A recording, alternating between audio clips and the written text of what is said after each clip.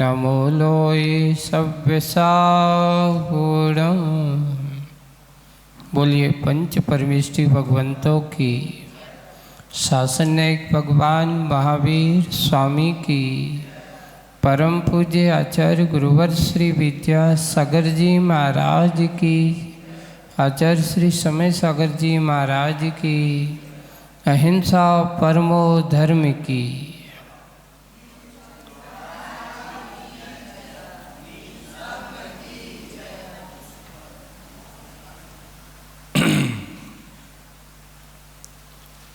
मुनिराजों की मोक्ष की यात्रा और संसारी आत्माओं की मोह की यात्रा, दोनों यात्री बनकर के चलते हैं। दोनों अपने अपने मार्ग पर चलते हैं। एक मोही बन करके चलता है और एक निर्मोही बन करके चलता है। एक जोड़ते हुए चलता है और एक छोड़ते हुए चलता है। एक राग के रिश्ते बनाते हुए चलता है और एक बीतराग से संबंध बनाते हुए चलता है। दोनों में कितना अंतर है। मनुष्य दोनों हैं। मोक्ष मार्गी भी मनुष्य है और मोही भी मनुष्य है। संसारी भी मनुष्य है और संसार से पार जाने वाला भी मनुष्य है। मनुष्य तो दोनों हैं, पर मन की परिणति दोनों की एक सी नहीं है। क्योंकि मोह का विस्तार जहाँ होगा वहाँ संसार की ही परिणति का विस्तार दिखाई देगा। और जहाँ पर मोह को समेटने का काम होता है, मोह से अपने आप को दूर करने का काम होता है, एक पर्दा लगा रहा है, एक पर्दा को खोल रहा है। आवरण जब तक अपनी आत्मा के ऊपर मोह आदि के पर्दे का आवरण रहता है, तब तक इसको अपने स्वभाव की अनुभूति हो ही नहीं पाती। स्वभाव की अनुभूति चाहता है तो हमारे आचार्यों ने कहा है, भगवंतों की वाणी में यही निकला है कि हे आत्मन, अपने पर्दे को थोड़ी समेटने की कोशिश कर, थोड़े से पर्दे से ओझल आने की कोशिश कर। क्योंकि जब तक तेरे ऊपर इस आवरण के प्रभाव का साया पड़ा रहेगा, तुझे अपने उस आत्मा के स्वरूप की अनुभूति होने वाली नहीं है। कैसे होगा? हर कोई चाहता है, हर कोई चाहता है कि मैं भी सुख शांति के जीवन को प्राप्त करूं, पर सुख शांति का जीवन कैसे मिलता है, इसका प्रयास भी तो करना चाहिए। अगर एक छोटे से छोटे प्राणी को पूछा जाए कि ये बताओ तुम्हें क्या चाहिए, तो जिसको जो उसकी जो ज़रूरत है वो क्यों चाहिए ये पूछो। एक व्यक्ति था, निर्धन था, पैसा नहीं था, 2 वक्त का भोजन करना भी उसके लिए बड़ा मुश्किल होता था। उससे पूछा गया कि भाई तुझे क्या चाहिए, तो उसने कह दिया मुझे कुछ नहीं चाहिए, 2 वक्त की रोटी अच्छे से मिल जाए इतना ही काफ़ी है, ये चाहिए। उसने ये मांग लिया। उसको अगर 2 वक्त का अच्छे से भोजन मिल गया और मिल जाने के बाद, खाने पीने के बाद उससे फिर पूछा गया भाई अब क्या चाहिए,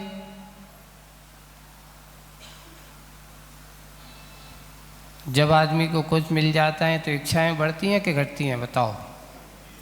संसारी आत्मा की दशा ये है कि एक इच्छा पूरी होती नहीं है दूसरी इच्छाएं और बढ़ाता चला जा। अब वो अभी तक तो ये कहता था कि भैया कुछ मिले या ना मिले, 2 वक्त का भोजन अच्छे से मिल जाए। भोजन मिलने लगा तो वो कहता है कि कहाँ तक इस झोपड़ियों में रहूँगा भगवान, एक काम करो, थोड़ा सा घर बन जाए बड़ा सा, या छोटी सी झोपड़ी बन जाए, जिससे कम से कम हम साता से क्या कर सकें, सो सकें, रह सकें, बैठ सकें। प्रयास किया गया और पुरुषार्थ किया गया और हुआ, उसके फल से उसका घर भी बन गया। घर बन गया, घर बन जाने के बाद अब उसको पूछता है कि भाई देख, तुझे रोटी की व्यवस्था हो गई, घर की व्यवस्था हो गई, अब और क्या चाहिए। महाराज वो कहेगा घर तो बन गया पर घर में घरवाली तो है ही नहीं है। इच्छा कहाँ से चालू हो गई है। घर में हो, जब तक घरवाले ना हो तब तक घर की क्या मतलब है। अब इच्छाएं बढ़ते बढ़ते संसार का विस्तार यहीं से चालू होता है, यहीं से उसका संबंध बढ़ता चला जाता है।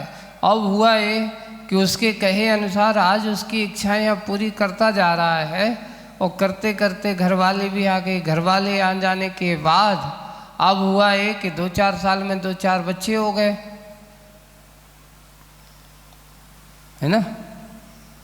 और बच्चे हो जाने के बाद अब छोटा सा घर था तो वो कहने क्या न लगा, अब तो बड़ी समस्या आ गई है। क्यों, बच्चे भी हो गए हैं, घर बहुत छोटा था, हमने तो सोचा था कि एक छोटी सी झोपड़ी में जीवन कट जाएगा। अब तो झोपड़ी की जरूरत नहीं, अब तो किसकी जरूरत है, बड़े घर की जरूरत है। इच्छाएं कहाँ से संसारी आत्माओं की, देखना जीवन पूरा इच्छाओं में व्यतीत कर देता है, कभी पूरी होती है, एक के बाद एक, एक के बाद एक, और हमेशा एक के बाद एक, एक के बाद एक इच्छाओं का आगमन चला होता है, आता जाता है, चला जाता है, उसी में जी रहा है, उसी में जी रहा है। यानी इसलिए कहा गया कि संसारी जीव रिश्ते और राग को जोड़ने को अपना जीवन समझता है।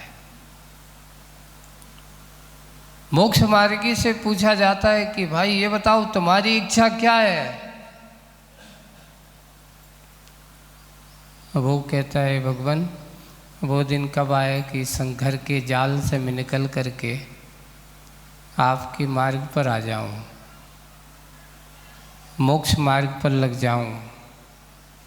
मेरे साय इस संसार के विषय कसायों की परिणति से निकल कर के मैं कब इस आत्म सुख के मार्ग को प्राप्त कर सकूं। ऐसा हुआ है मन में विचार, एक छोड़ने की सोचता है और एक जोड़ने की सोचता है। अब आप लोगों को इसलिए बात कही जा रही है कि हमारी परिणति जोड़ने वालों में ज़्यादा है कि छोड़ने वालों में ज़्यादा है। तो अभी तो यही कहोगे महाराज थोड़ी भी अगर कम बड़ी होती तो हम उथल पुथल बीपी बढ़ने लगता है, थोड़ा सा घाटा होता है तो हमारा बीपी भी बढ़ने लगता है, और ज़्यादा मुनाफा होने लगता है तो भी आदमी को फिर कहता है मौका मिला है और कर लो, और कर लो। एक बार एक बहुत अच्छी कथा पढ़ी थी। एक व्यक्ति गरीब आदमी है और उसके लिए वो बिल्कुल निर्धन है, कुछ नहीं है उसके पास।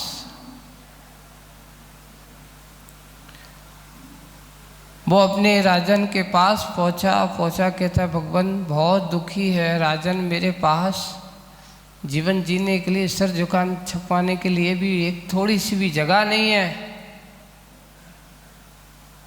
जैसे तैसे कहीं मजदूरी करता हूँ, मजदूरी करके दिन रात काट लेता हूँ, अपना ऐसा कट रहा है। मैं चाहता हूँ कि मुझे थोड़ा सा आपका अभयदान मिल जाए आपका थोड़ा सा, क्योंकि आप तो पूरे इस धरती के स्वामी हो, आप तो जहाँ कह दो मैं वहाँ रह सकता हूँ। शुरुआत ऐसी होती है। राजा के पास गया, राजा ज्ञानी था, समझदार था। उसने कहा देखते हैं, देख इस आदमी की दशा कि अभी तो इसके पास कुछ नहीं है,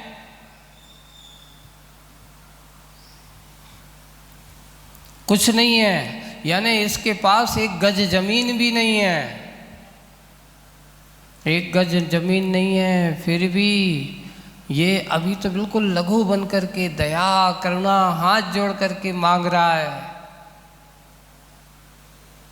राजा ने उससे खुली छूट दे दी, तुझे जमीन चाहिए? बोले कि हाँ राजन जमीन चाहिए। एक काम करना, कल तुम सूर्योदय के पहले सुबह सुबह आ जाना। कब आना? कल तुम सुबह सूर्योदय होते ही यहाँ आ जाना, और मेरा राज्य बहुत बड़ा है, विस्तार बहुत है।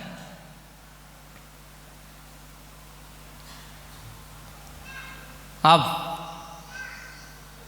एक काम करना है, कल मैं तुम्हें जमीन दूंगा,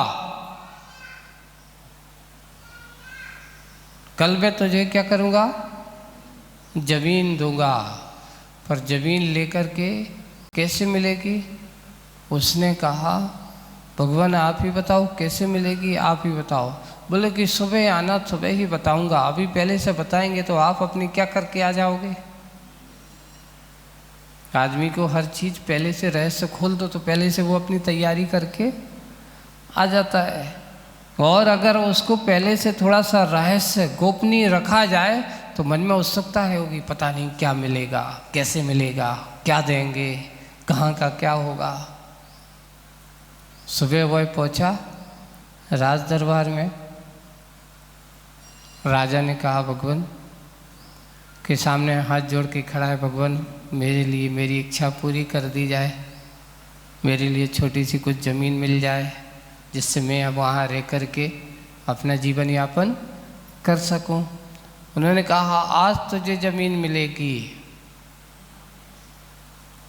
आज तुझे ज़मीन मिलेगी, बस आज तुम्हें अच्छा गर्मी का समय था, ज्येष्ठ मास की धूप चिलचिलाती हुई धूप है, गर्मी के समय है। उससे कहा कि आज तुम यहाँ से राजमहल के बाहर से, इस नगर के बाहर से जहाँ से तुम चलना प्रारंभ करोगे, मेरा एक घुड़सवार तुम्हारे साथ भी चलेगा, और जितने तुम पैदल, तुम्हारे पैरों में जूते नहीं होंगे, सिर पे कोई कपड़ा नहीं होगा। शर्त तो यह बाप की ऐसी है, जैसे गरीबी हालत तुम्हारी है वैसे, बस जितना तुम चलोगे आज उतनी जमीन मिलेगी। कितनी जमीन मिलेगी? आज सूर्यास्त तक तुम जितना पैदल चलोगे उतनी जमीन के मालिक तुझे बनाया जाएगा। अब तो कहाँ एक गज जमीन नहीं थी, और आज राजा का वरदान ऐसा मिल रहा है कि आज तू जितना पैदल चलेगा उतनी जमीन का मालिक बन जाएगा। वह शेख चिल्ली के सपनों में खो गया। किस में खो गया? शेख चिल्ली के सपने वाली कहानी सुनी ना, रहता कुछ नहीं हाथ में, लेकिन सपने देखता है बहुत बड़े बड़े। वो सोचता है ये तो बहुत अच्छा मौका है, इससे तो मेरा पूरा जीवन क्या, मेरी तो कई पीढ़ी क्या हो जाएंगी। अभी उसको अपनी चिंता नहीं है, किसकी चिंता में डूब गया, किसके बारे में सोचने लगा है। अब उसने कहा अच्छा ये बहुत अच्छा मौका मिला है, अब तो मैं जितना चलूँगा उतनी ज़मीन मिलेगी, जितना चलूँगा उतनी ज़मीन मिलेगी।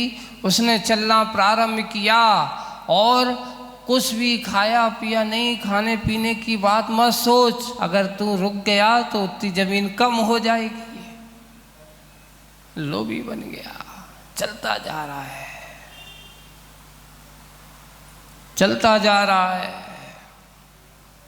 1 कोस हो गया, 2 कोस हो गया, आखिर खाया पिया कुछ नहीं है, चक्कर आने लगे हैं। फिर भी जैसे ही बैठ जाता वो गिर गया, उठा, आँख खुली, चल खड़ा हो, क्योंकि जितना चलेगा उतनी जमीन मिलेगी। आकल चलता रहा, चलता रहा, बिना खाए गर्मी में धूप में उसके पैर जल गए, सिर में गर्मी चढ़ गई, और ये हुआ कि लास्ट तक चलते चलते चलते चलते आखिर बेहोश होकर के जमीन पर गिर गया और उसकी आयु कर्म। सोचो, जमीन मांगने गया था 2-4 गज, प्रलोभन मिल गया, बोले जितना चलेगा उतना, पर उस प्रलोभन के चक्कर में आदमी इतना लोभ में, मौका मिल रहा है तो छोड़ो मत। अरे कह देता ज्ञानी आत्मा, अगर वो बन जाता कि भैया कौन साथ में लेके जाऊंगा, कम से कम जिंदगी से भली घर है कि जमीन, बताओ क्या बड़ा है। हम किसको बना लिया, उसने अपने जीवन को दांव पर लगा दिया। उस गर्मी में उसका जीवन चला गया, जमीन कौन लेकर के गया।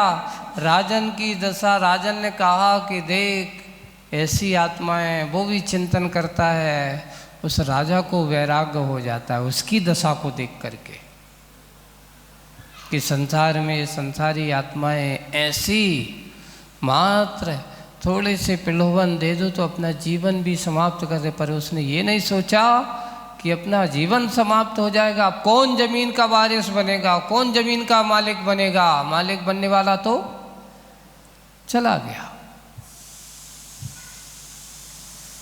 हम वही दशा, यही परिणतियाँ हैं संसार में। कितने होते हैं, आज की नहीं है, इस आत्मा के संसार में ऐसे ही लोग, लालच, कसाय इनके पड़ जाते हैं और उससे कुछ भी हाथ नहीं लगता और सब कुछ हाथ से चला जाता है।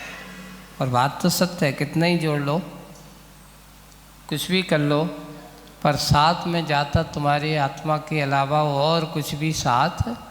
जब तुम्हारा शरीर भी साथ नहीं जाता तो तुम्हारी संपत्ति साथ कैसे जाएगी। आज की कविता भी अपन पूज्य आचार्य भगवान की जो लिखी है कि हे आत्मन मोही बन करके जीना है, कैसे बनना है, तो पेज नंबर 64 पर अपन पढ़ते हैं मुक्ति का। कविता का शीर्षक क्या है, मुक्ति का। अच्छा है, क्यों मुग्ध हुआ है, क्यों मुग्ध हुआ है। मुग्ध का अर्थ है बिल्कुल तन्मय, बिल्कुल उसमें रम गया। कहाँ पर मुग्ध हुआ है, क्यों मुग्ध हुआ है, सुक्तिका पर। सुक्तिका वो सीप जो है ना उसमें है। सुक्तिका का खोल एक बार तो झांक ले, उस सीप के खोल को एक बार से अच्छे से झांक ले और आंक ले। अच्छे से क्या कर लो, झांक ले और उसको आंक ले। ये कितना कीमती है, बाहर की नहीं, बाहर के भीतर से भी और बाहर से भी। सुक्ति का खोल एक बार तो झांक ले और आंक ले, भीतर की मुक्तिका पर सदा सदा के लिए अवश्य मुग्ध होगा। सीप जो होती है ना पानी में, अपन आषाढ़ के महीने में प्राय करजे होता है, नई नई सीपें आती हैं और वो सीप नदी के पानी में होती हैं और उस सीप में अगर स्वाति नक्षत्र का योग में बारिश की बूंद अगर उस सीप के मुख में चली जाती है तो वो बारिश की बूंद क्या बन जाती है? स्वाति नक्षत्र का योग ऐसा बताया है, वो बारिश की बूंद मोती बन जाती है। ये नेचुरल मोती बताया है। आज कृत्रिम मोती की बात मत करना। आज तो बड़ा विचित्र है ये मोती हैं, जो कल्चर मोती जो बनने लगे हैं। अभी कितनी हिंसा, आप लोग जो मालाएं जो फिर मिलती हैं जो मोती के रूप में आती हैं, ये चीन वाले वियतनाम आदि में वहाँ पर इसकी खेती हो रही है। सोचिए आप, बड़ी बड़ी सीपें होती हैं, उन सीपों के अंदर कुछ रेत के कण वगैरह जो होते हैं उनके अंदर डाल दिए जाते हैं। उनको बहुत पीड़ा होती है, बहुत पीड़ा होती है, इतनी पीड़ा उनकी भी, बहुत कष्टमय उनका जीवन होता है। आपसे ही कहा जाए कि आप अगर सोते हो, है ना, और आपके बिस्तर में अगर थोड़े 2-4 कंकड़ डाल दिए जाएं तो आप रात भर सुख से सो सकते हो? अरे रेत के 2-4 कंकड़ ही अगर उस पर डाल देते हैं तो आपकी नींद क्या हो जाती है? जब तक वे कंकड़ दूर ना हो जाए तब तक आराम से आदमी सो नहीं सकता। और जिसके कलेवर में, शरीर में ऐसे रेत के कण डाल दिए जाते हैं, इस प्रकार का उनको डाल दिए जाते हैं, उनकी पीड़ा धीरे धीरे बढ़ते बढ़ते उनकी एक संयोग है कि उनकी लार का संयोग कहो या उनके शरीर के योग कहो कि वे रेत के कण एक मोती का रूप ले लेते हैं। और बड़े बड़े आप यूट्यूब वगैरह पर देखना कि कैसे कल्चर मोती, आप रोंगटे खड़े हो जाएंगे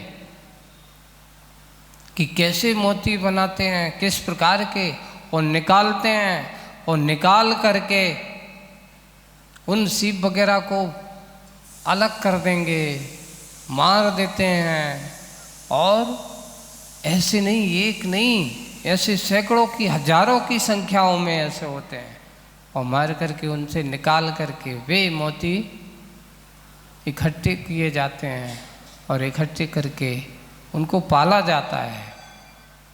उनको निकालेंगे, पुनः उसको बंद करेंगे और वो पुनः उसमें रेत कर डाल लेंगे। ऐसे एक बार करते नहीं, कई बार ऐसे उनको बनाने की खेती होती है। सोचो को कितनी जीवों की हिंसा होती है। लेकिन एक प्रकृतिगत मोती की बात जो है यहाँ पर उसकी बात कही जा रही है। एक कल्चर मोती जो कृत्रिम बनाए जा रहे हैं, इनकी मोती की तो महाहिंसा के कारक होते हैं। ये तो स्पर्श भी करना अपने लिए अहितकर है, किसी उस हिंसा का समर्थन करना है। पहले कितने प्रकार के मोती होते थे बता रहे हैं।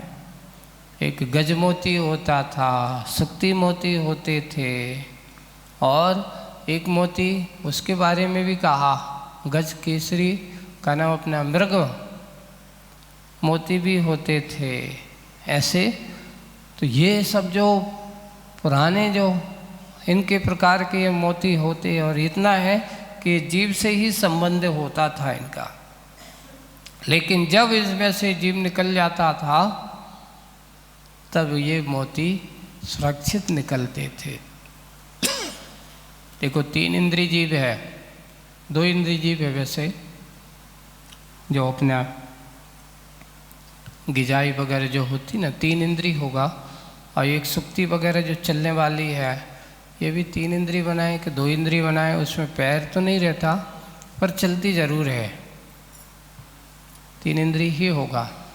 तो उसमें वह जीव रहता है, और रह कर के उसके अंदर के उस लार्वा आदि के संयोग से और उस बूंद का संयोग मिलता है तो वो मोती का रूप बन जाता है।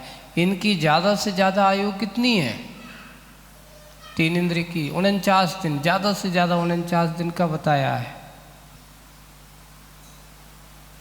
इसमें इतनी ही आयु है और उनका मरण आदि होता रहता है, मरण हो जाता है।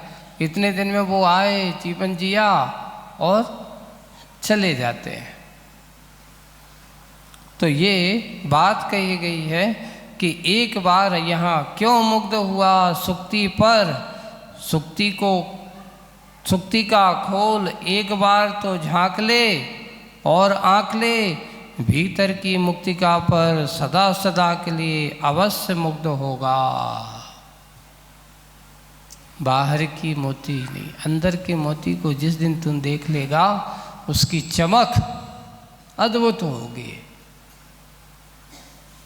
अद्भुत होगी। आपको देखिए कविता से, इस दृष्टांत से आपको कहाँ ले जा रहे हैं आचार्य से।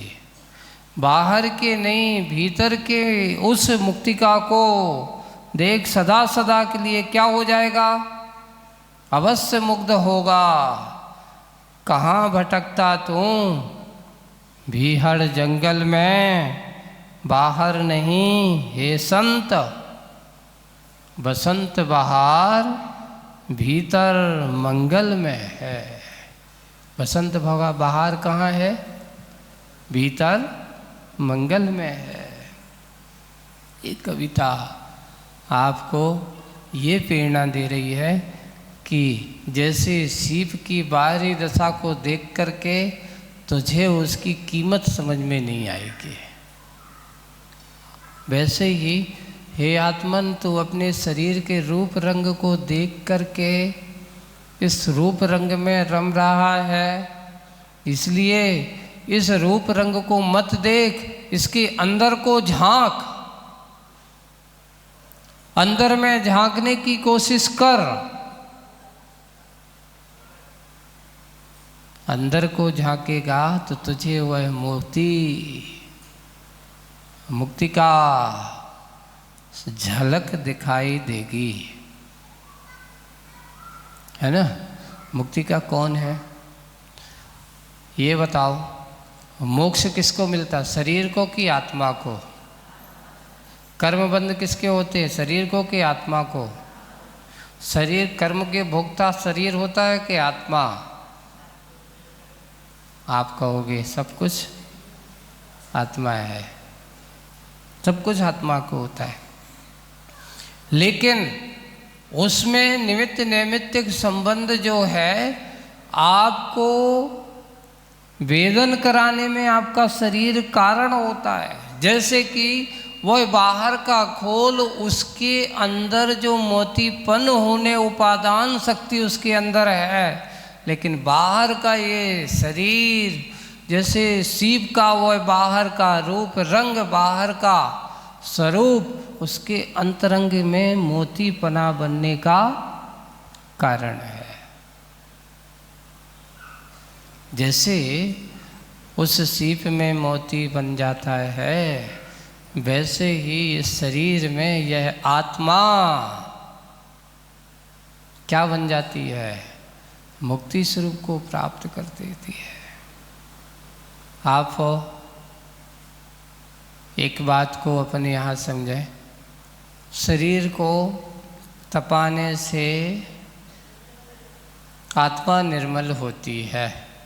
तपादि करने से अपने यहाँ कितने तप कहे गए हैं, 12 तप कहे हैं, जिसमें 6 तप क्या हैं, बाह्य हैं, और 6 तप क्या हैं, अंतरंग हैं। तो यहाँ शरीर के लिए बाह्य तप का सहारा लिया जाता है तपाने के लिए।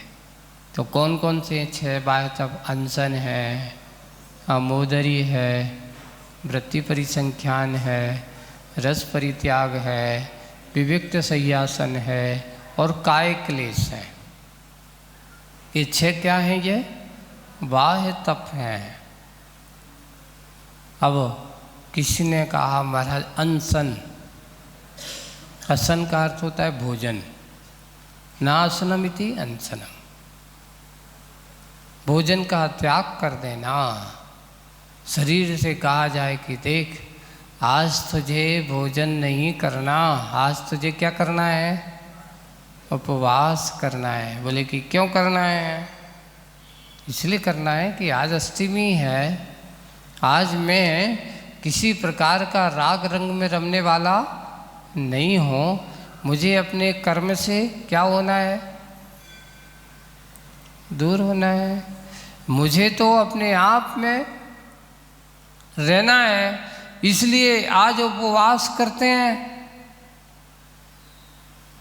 अब दूसरा ये अंतरंग तप है।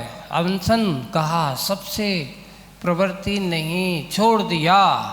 उपवास आदि करते हैं तो जिस दिन उपवास करते हैं उस दिन उपवास के दिन हर चीज से उपवास होना चाहिए। ऐसा नहीं होना चाहिए कि आज उपवास है, आज कुछ काम नहीं करना है अपन को, तो एक काम करो, आज ही के दिन बहुत सारे जो काम पेंडिंग पड़े वे पूरे काम कर डालो। कई लोग कहते हैं ना, आज बिल्कुल खाना पीना नहीं है, फुर्सत है, तो आज जितने सबरे कपड़े हैं सबरे कपड़े निकाल डालो और पूरे धो डालो। घर में जितनी सफाई वफाई गड़बड़ी जो सामान आमान है, आज काम नहीं है तो पूरे सामान उठाए, पूरे कई अनाज वगैरह हैं, कोई इस प्रकार की चीज़ें हैं, कोई इधर की साफ सफाई आदि हैं, ये करने लग जाते हैं। वो समझ लेना तुम्हारा उपवास कोई काम का नहीं है। काम के दिन के लिए उपवास नहीं किया जाता है, काम से विरक्ति के लिए उपवास किया जाता है।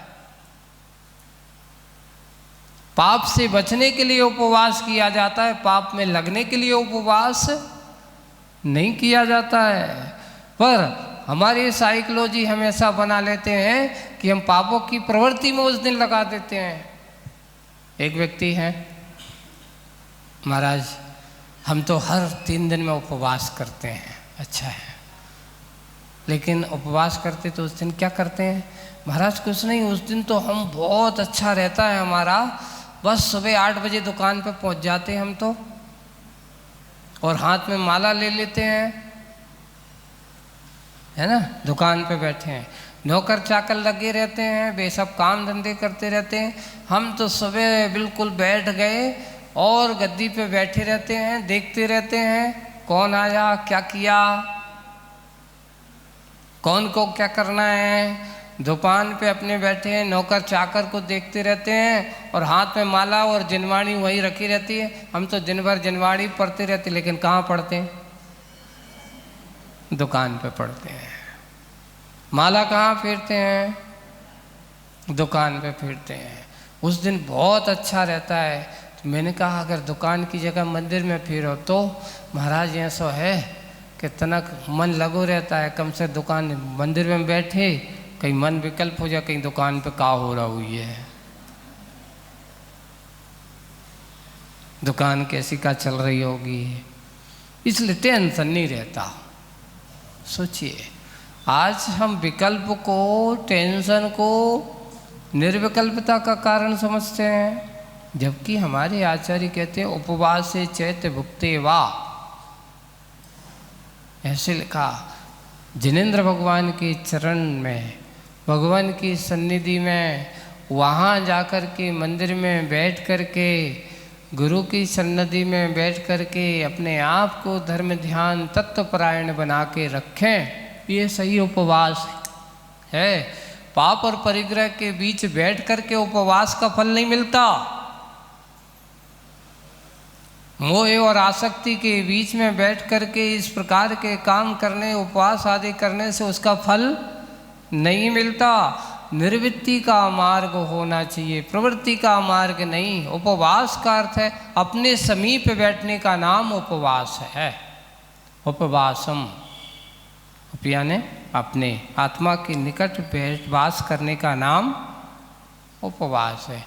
जब भी एकासन हो, उपवास हो, उस दिन क्या करना चाहिए? उस दिन ये करना चाहिए कि सब कुछ छोड़ छाड़ करके मंदिर में आकर के भगवान शंभुनाथ भगवान के सामने अच्छे से माला लेकर के बैठ जाओ। मुनि शुभनाथ भगवान के सामने बैठ कर के माला फेरने लगो। अपने आप मन तुम्हारा कैसा हो जाएगा? पावन होगा। यही सही हमारे अंदर मुक्ति का, हमारा अंतरंग के उस स्वरूप को झांकने की कोशिश कर। यहाँ क्या करे, बाहर के रूप रंग मत देख। दुकान में बैठ कर के नवो हृंताड़म करने से उतना फल मिलने वाला नहीं है जितने भगवान के सामने बैठ कर के अगर आप उस माला का जाप करोगे तो उसका फल अलग होगा। दुकान पे बैठे बैठे हम तो पढ़ते हैं, हमारे तो वहीं पर रखी रहती है, तो आप रखे हैं, वो औपचारिकताएं चलती हैं। सही मन से देखा जाए तो आपकी भक्ति जाप नहीं होता। दुकान पर बैठे बैठे नहीं, अपने आप में बैठना चाहिए। वही बात है कि भीतर बाहर की ओर झांकना नहीं, उपवास करना। अब दूसरा आमोदरी करना। आप देखिए एक और हमारे आचार्य से बहुत अच्छी बात कहते थे, उपवास करना आसान है, उपवास करना आसान है, आमोदरी करना बहुत कठिन काम है। आमोदरी करना क्यों? सामने अच्छी भरी पूरी थाली लगी हो, है ना, उसमें से कह दिया जाए कि आज तुझे कैसा खाना है, भूख से कम खाना है। अब ऊपर से महाराज ये तो बड़ा कठिन काम है, कैसे रोक पाए, नहीं होता। लेकिन फिर भी कहा नहीं, क्या करना है, आमोदरी करना है। एक बार का एक प्रसंग सुनाता हूँ, संस्मरण है बहुत अच्छा, कि इंदौर का चतुर्मास हुआ 1999 का, और चतुर्मास के बाद पुनः आचार्य श्री वापिस इंदौर से नेमावर की ओर बिहार हुआ, नेमावर की ओर बिहार हुआ। तो हाट पिपलिया में आचार्य श्री का गए, और वहाँ पर गौशाला, अच्छी गौशाला खुली थी, तो आचार्य श्री को लोगों ने निवेदन किया, आचार्य श्री वहाँ गए हाट पिपलिया। हाट पिपलिया से एक सज्जन आए, कहते महाराज जी यहाँ से एक शॉर्टकट रास्ता है, जो अपना जो करीब 3-4 किलोमीटर का घुमाव है, वो अपना अगर हम यहाँ से कम से 10 किलोमीटर का रास्ता बच जाएगा। बस ये जंगल में पगडंडी वाला रास्ता है। अब बरसात के बाद का बाद, यानी दीपावली के बाद के बिहार था। अष्टानिका में इंदौर में विधान भी हुआ कल्पद्दम, उसके बाद फिर अष्टानिका के बाद वहाँ से बिहार हुआ। तो वहाँ से उन्होंने कहा शॉर्टकट रास्ता है, तो आचार्य जी ने भी कहा कि शॉर्टकट रास्ता है, अगर ऐसा है ये बता रहे तो चलो भाई, चल दिया। रास्ता था, बीच बीच में पगडंडी गोल हो गई, रास्ते में हरा भरा रास्ता हो गया। अब क्या करें, कैसे निकलें? जैसे तैसे वहाँ कहीं कहीं पत्थर थे, जमा करके जितना भी बन सका जो वहाँ से निकला, लेकिन फिर भी थोड़ा बहुत कुछ दोष लगा। सब लोग करते हुए, विहार करते हुए, आचार्य जी ने विकल्प के आज ठीक नहीं है ये सब, अभी तो चलो नेमावर में बात करूँगा सबसे।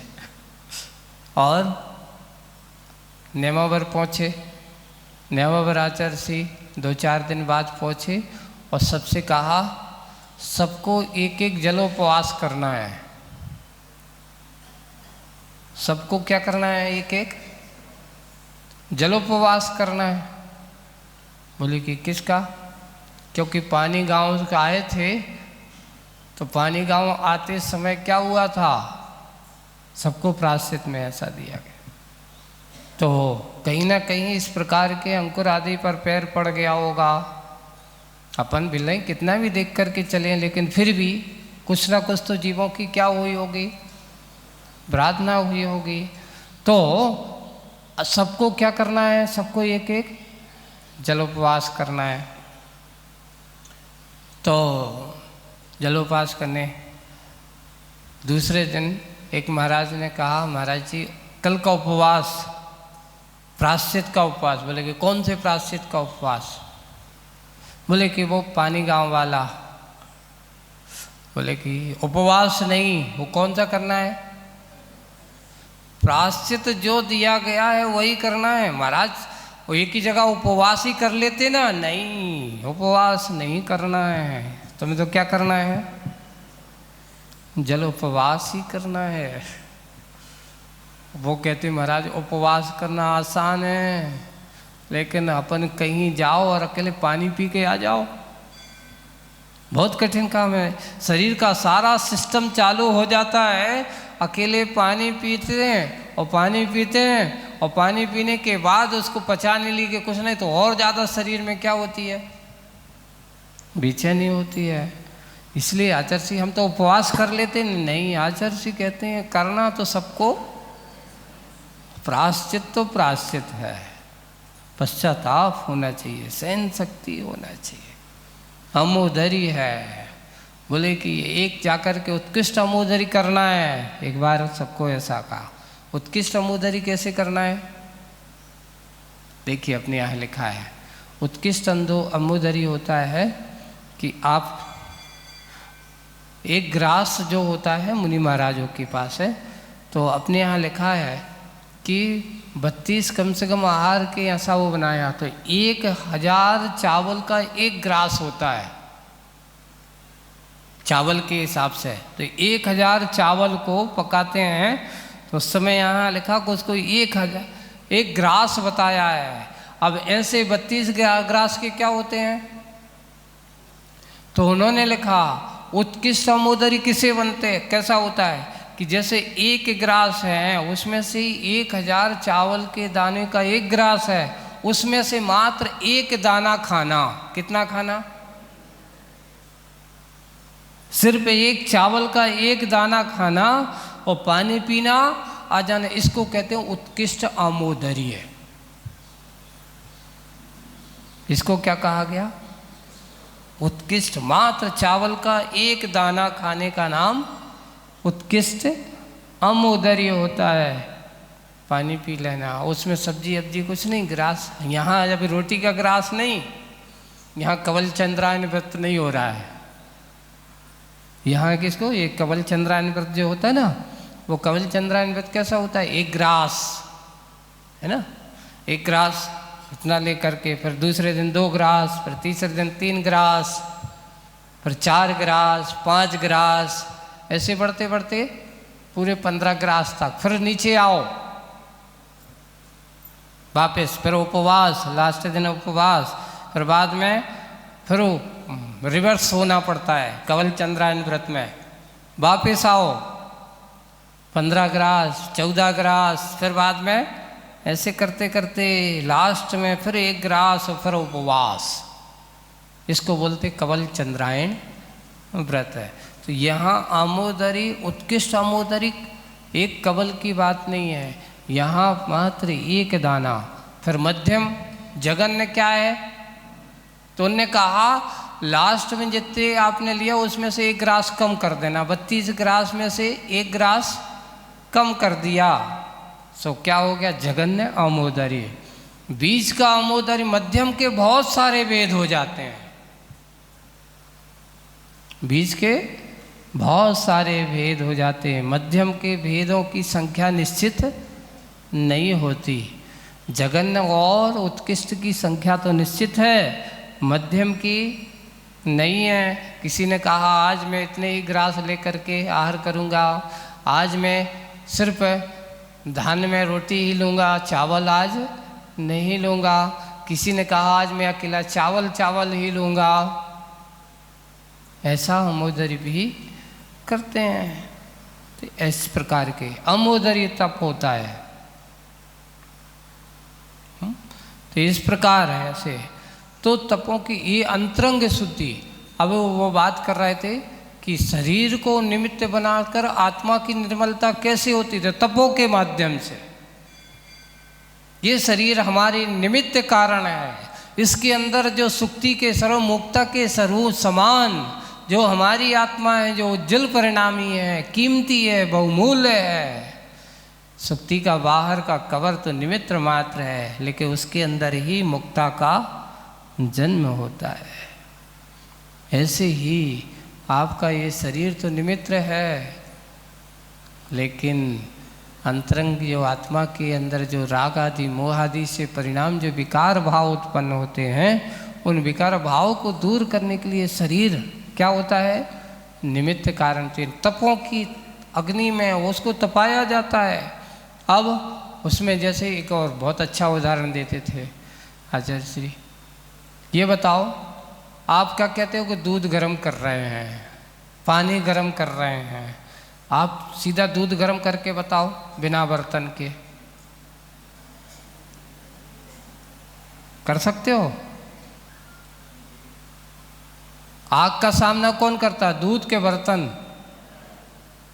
आग का सामना कौन करता है? बर्तन करता है। और कहने में क्या कहते हो? जलता बर्तन है, आग का सामना करता बर्तन है, और कहते हैं दूध गर्म हो रहा है, पानी गर्म हो रहा है।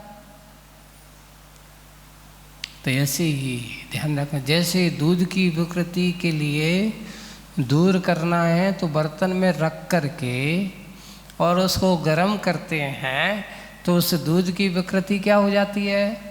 दूर हो जाती है। वैसे ही हमारे आचार्य ने कहा ये शरीर बर्तन है और उसके अंदर तेरी जो आत्मा है वो दूध की भांति है। अब दूध के विकार को दूर करना है, तो आत्मा के विकारों को दूर करना है, तो तप की अग्नि में शरीर को किसका सामना करता है? वो तप रूपी अग्नि में शरीर को तपाया जाता है। और जैसा जैसा ये तपता चला जाता है, वैसे वैसे आत्मा के विकार भाव भी दूर होते चले जाते हैं। इसलिए तप के लिए तन की जरूरत है। आचार्य जी ने एक दोहा लगा, तन मिला तुम तप करो, करो कर्म का नाश, रवि शशि से भी तेज है तुम में दिव्य प्रकाश। ये तन मिला है तो अपने आप को अंदर नहीं बाहर मत देख। कविता में देखा है, भीतर की मुक्ति क्या पर सदा सदा के लिए अवश्य मुग्ध होगा। एक बार उससे मोहित तो हो जा, एक बार तुम अपनी आत्मा को देखने का प्रयास तो कर। बाहर के रूप रंग को मत देख, अंतरंग के रूप नहीं स्वरूप को देखने की कोशिश कर। एक बार बाहर के रूप रंग से मुग्ध होने वाले संसार में बहुत हैं, लेकिन आत्मा पर मुग्ध होने वाले जीव संसार में बहुत विरले हैं। कितने हैं बताओ? अगर आपसे पूछा जाए कि आज वर्तमान में इतने सारे श्रावकों में या मनुष्यों में सच्चे साधुता को स्वीकार करने वाले लोग कितने हैं? अभी आपकी संख्या हमने बताई थी एक दिन कि 1844 या ऐसे 1850 1850 के करीब साधु हैं, पिछीदारी हैं। अब आपसे परसेंटेज निकाला जाए तो अगर हम 1 करोड़ व्यक्ति मान लो जैन समाज में, या नहीं है तो 50 लाख मान लो, ठीक है, 50 लाख में अपने आप को इस संसार की मोह माया से दूर रह कर के आत्म साधना के मार्ग पे चलने कितने लोग हैं? 1800। कितनी परसेंटेज बैठेगा? 0% भी, 1% भी नहीं आ रहा तुम्हारा। यानी बाहर के राग रंग में जीने वाले बहुत हैं और अंतरंग के स्वरूप को समझने वाले बहुत कम हैं। वो सबसे बड़ी बात है। ये बताओ, एक आचार्य जी ने एक बार पूछा, एक भड़भूंजा होता है, भड़भूंजा जो चना भूनने वाला होता है ना, चना भूनने, तो भड़भूंजा जब वो भाड़ भूनता है, एक उसमें लेता है चना, अच्छी रेत गरम है, तेज गरम रेत में, और जैसे ही उसमें से डालता है तो हजारों चने का एक पूरा भाड़ लेता है और जा कर के पूरे रेत में पटक देता है उस कढ़ाई में। उस कढ़ाई में से बहुत सारे चने उसमें जल जाते हैं, भुन जाते हैं, लेकिन उसमें से एक या चना ऐसा होता है कि वहाँ की उसको गर्मी बर्दाश्त नहीं होती, वो चट के बाहर आ जाता है। कितना? एक या चना कि ज़्यादा? एक या चना आता है। बस ध्यान रखो, उन्होंने कहा संसार में भाड़ में भुजने वाले जीव बहुत हैं और संसार के भाड़ से उचटने वाले जीव एक आदि ही होता है। अब आप क्या कर रहे हो? हम भाड़ में जाने वाले हैं? कह देते नहीं जो मानस जाओ, भाड़ में जाओ। संसार सबसे बड़ा भाड़ है, ध्यान रखना। अगर हम उससे निकलने की कोशिश करते हैं, कितनी बार ऐसे संसार की इस ताप में जलते चले आते हैं। वही बात आज की बिल्कुल अध्यात्म की है। आत्मन सोच, भीतर की मुक्ति के ऊपर सदा सदा के लिए मुक्त होगा। कहाँ भटकता है तू? किसको देख रहा है? किसके देख देख करके उसमें रम रहा है? भटकता है तू बीहड़ जंगल में, बाहर नहीं। ये सबसे बड़ा जंगल है। एक जंगल होता है वृक्षों का, है ना, और एक जंगल होता है ये ईंट सीमेंट आदि गारों का, जिनमें आराम से रम करके छुप करके बिलों में, जैसे वे प्राणी जंगल में अपने अपने बिल बना करके घुस करके रहते हैं, ऐसे ही तुम लोग भी तो अपने अपने घरों में छुप करके चिपक करके आराम से। ये भी एक जंगल है, बहुत बड़ा जंगल है। आसान क्या है बताओ? कौन से जंगल से निकलना आसान है? एक कल्पना करते हैं, आप लोगों को चिंतन देते हैं। ये बताओ, जंगल आपके पास दो प्रकार के जंगल हैं। कौन से जंगल में से आपको आसान है चलना?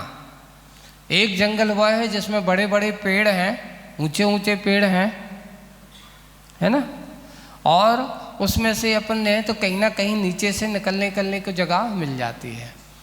एक जंगल वो है कि बड़े बड़े पेड़ तो नहीं हैं पर झाड़ियां हैं, छोटी छोटी हैं, वो भी कांटेदार झाड़ियां हैं। जी छोटी वाली बेरी होती ना, बेर, वो उसकी झाड़ियों वाला जंगल है। चारों तरफ जंगल, कांटेदार जंगल है। अब बताओ कौन सा जंगल आसान है पार करना, बड़े पेड़ वाला का छोटे पेड़ वाला? बड़े पेड़ वाले इसमें तो कहीं ना कहीं से रास्ता मिल ही जाएगा, लेकिन छोटे छोटे झाड़ियों वाले जंगल में से एक पैर उठाओ तो एक कांटा लगता है, दूसरे पैर रखो तो दूसरा, निकलना बहुत मुश्किल है। तो उन्होंने कहा कि वो जंगल जहाँ मुनिराज बैठते हैं, उस जंगल में बैठ कर के भी अपने आप के मंगल में रमे रहते हैं। पर ये जो जंगल है, ये कौन सा जंगल है? ईंट गारों से बना हुआ जंगल। बोले कि ये कटीली झाड़ियों वाला जंगल है, जहाँ से निकलना हर किसी के बस की बात। इसमें से पार करने वाले विरले ही होते हैं। जैसे भाड़ के में से उचटने वाले चना एक याद होते हैं, वैसे ही संसार के भाड़ में भुजने वाले बहुत हैं, उचटने वाले दो चार। इतनी सारी संख्या में मुनि बनने वाले कितने हैं? भले ही होते हैं। तो आचार्य हम लोगों से कहते थे, अपन तो भैया अच्छे हैं कि कम से कम अपन भाड़ में से उचट के आ गए। यही शब्द कहा था आचार्य। कहते अपन अच्छे हैं कि समय में बुद्धि जाग गई, चेतना जाग गई, वो संसार के भाड़ में से उचट करके बाहर आ गए। इस भाड़ में भुजने से अपन बच गए। नहीं है तो कितना विकल्प, कितना राग देश आदि होता है। वही बात आते कि बाहर नहीं, हे संत बसंत बहार भीतर मंगल में है। कहाँ पर है? आपको बसंत की बहार चाहिए कि ग्रीष्म काल की आग चाहिए? बसंत की बहार व ठंडी ठंडी हवाओं के झोंके में रहने वाले को आनंद की अनुभूति होती है। और गर्मी में जब लू चलती है, लपटें चलती हैं अच्छी, और वहाँ से कह दिया जाए कि बाहर बैठना है, छाया में नहीं धूप में, तो आदमी को बर्दाश्त नहीं होती है। इसलिए अंतरंग की परिणति मोही की नहीं, निर्मोही की होती है, और बहिरंग की परिणति संसारी इस मोही आत्मा की हुआ करती है। हम मुक्तिका की ये कविता अंतरंग की यात्रा की ओर जाने की बात कही जा रही है। इस प्रकार आज की ये बात यहाँ अपन ने समझी है, और हम भी यात्रा करें, अपने अंदर के बाहर की नहीं, अंतरंग के मोती को झांकने की कोशिश करें। सुक्ति के बाहरी रूप रंग की नहीं, अंतरंग में उसके छुपे हुए मोती की ओर झांकने की कोशिश करें। वैसे ही इस तन के बाहरी रूप रंग में नहीं, अंतरंग के स्वरूप ऐसी आत्मा को झांकने की कोशिश करें। यही आज की इस कविता का सार है, हम उसको समझें। बोलिए आचार्य गुरुवर श्री विद्यासागर जी महाराज। जिनवाणी स्तुति करेंगे। मिथ्यात्व में नाश वेको, ज्ञान के प्रकाश वेको।